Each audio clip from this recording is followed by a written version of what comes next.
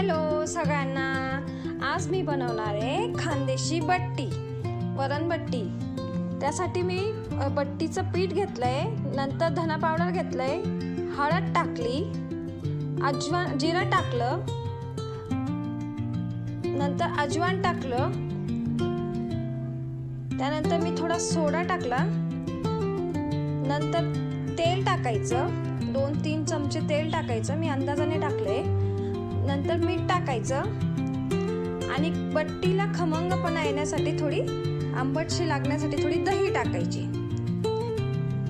सगळं मिक्स करून घेतलं मी। नंतर मिक्स केल्यानंतर त्याचा पीठ मस्त असं छानसं मळून घेतलं। पीठ मळल्यानंतर असे गोल गोल बट्टी असे गोळे बनवायचे। 5 मिनिटं मी तसेच ठेवले ते गोळे।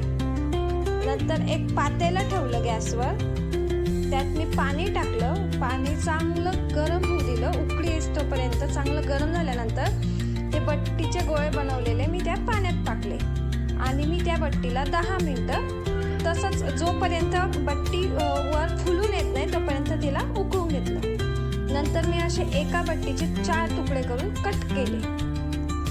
कट केल्यानंतर मी ती बट्टी तेलात अशी कुरकुरीत अशी फ्राय करून घेतली।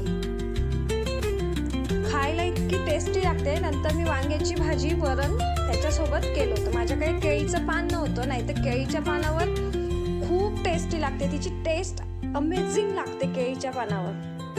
तुम्हाला आवडली असेल तर प्लीज मला कमेंट्समध्ये सांगा आणि तुम्हीही एकदा ट्राय करून बघा खानदेशी बट्टी।